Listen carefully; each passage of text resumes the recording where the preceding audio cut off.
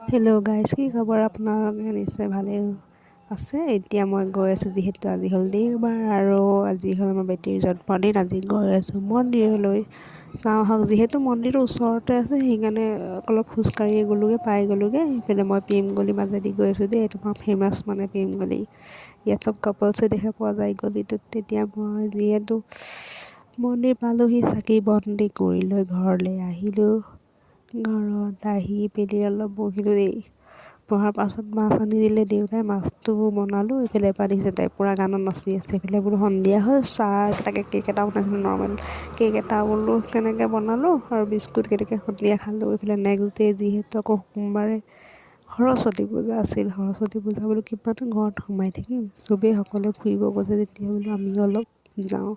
সেইকাৰণে অলপ ওলাই আহিলোঁ। দেখিছে এইফালে আহিছোঁ, ওচৰতে টাউনতে থকা যমুনা পাৰ্কলৈ আহিলোঁ দেই।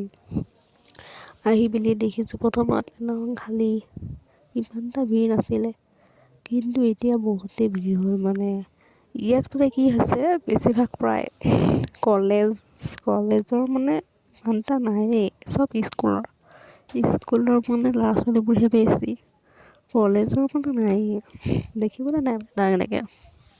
তাৰপিছত এইফালে দেখিব পাইছে বাহিৰত যিহেতু বহুত ভিৰ, ওলাই আহিলোঁ বাহিৰৰ পৰা। এতিয়া বোলো ঘৰলৈ যাওঁ, ভোক লাগিছে, বোলো ঘৰত গৈ খাওঁগৈ কিবা এটা।